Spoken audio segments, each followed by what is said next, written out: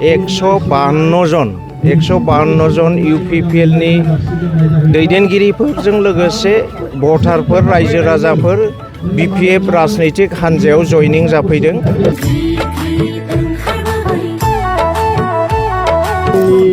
सरकारनि खामानिखौ मोजां मोनाखै, दानि मोजां मोनबाय।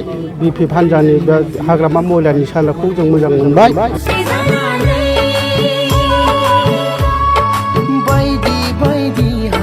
थामोनथा जौगाखांनाय आरो जोंनि इयुन जोलैखौ जेन' मोजां मोनसे स्थितियाव गालांनो हायो बिनि थाखाय खामानि मावनो जोङो खौसे जाबाय।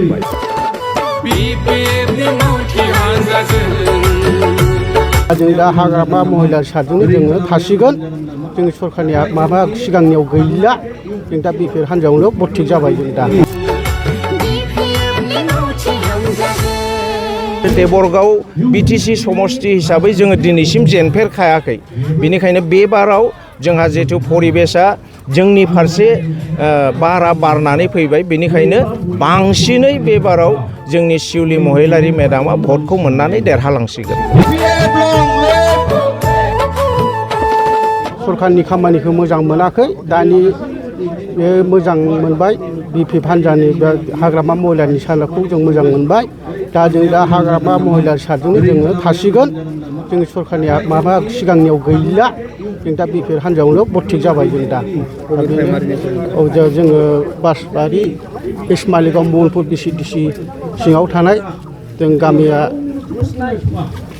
आंनि गामिया गोजोनपुरि गामि, रबिस्वर मुसाहारि आंनि नामा। दा जोङो बिपिएफ हान्जायावनो हाबनाय जाबाय। क'क्राझार बिधानसभा समष्टिनि आन्दोआव थानाय बिसमुरि, इस्मालिगाव आरो बासबारि भद्रानपुर बे गामि ओनसोलनिफ्राय गासै 152 जन इउपिपिएलनि दैदेनगिरिफोरजों लोगोसे भटारफोर रायजो राजाफोर बिपिएफ राजनैतिक हान्जायाव जयनिं जाफैदों। बिनि थाखाय आङो बिथांमोनखौ साबायखर बावनायजों बिपिएफ राजनैतिक हान्जानि जानानै बरायनानै लाबाय। जों बयबो खौसे जानानै बिटिसिनि थामोनथा जौगाखांनाय आरो जोंनि इयुन जोलैखौ जेन' मोजां मोनसे स्थितियाव गालांनो हायो बिनि थाखाय खामानि मावनो जोङो खौसे जाबाय। सानफ्रोमबो जे बिपिएफ दलोआव जयेन जागासिनो दङ, बे जयेन जानायखौ नुनानै जे फैबाय थानाय बिधानसभा बिसायख'थियाव शिउलि महिलारिनि देरहागोनखौ माबायदि बुंनो हायो? जोंनि 3 नं क'क्राझार समष्टियाव शिउलि महिलारिया बिजाथि हिसाबै दिखांजादों बिपिएफ राजनैतिक हान्जानिफ्राय। बिनि 100% देरहागोनाव जोंहा जेबो सन्देह गैया आरो बियो आसामनि गेजेरावनो हयथ' बे बाराव बयनिख्रुइ बांसिन भट मोननानै देरहासिगोन। आरो बिनि परिबेसा जाहैबाय जोङो लाथ्र'नो हायै जयनिं गुबुन गुबुन राजनैतिक हान्जानिफ्राय जोङो एप्लिकेसनफोरखौ मोनगासिनो दं। मानसिफ्रा जोंखौ खावलायगासिनो दङ, नोंथांमोना जोंजों लोगोसे थाफानानै सिनारिफोरखौ नायनो हागोन। केन्डिडेटनि प्रग्राम शेड्युल जोङो खालामजोब्बाय, जेरावबो हाजार मानसिफ्रा खौसे जानानै जयनिं जाफैनायखौ जोङो नुनो मोनदों। आरो मानसिफ्रा गासैबो बिपिएफ राजनैतिक हान्जाजोंनो लोगो थाफानानै जोंनि जौगाखांनायनि थाखाय जोंनि भबिसतखौ दाफुंनो थाखाय थियारि जानानै फैबाय। आरो जोङो सानो बे बाराव जोंनि बिसायख'थियाव जे इभिएम मेसिन जोङो इउज खालामो, बे इभिएमआ हयथ' लाथ्र'नोसो हानाय नंला जोंनि नांगोलनि सावगारियाव भट थुनायखौ।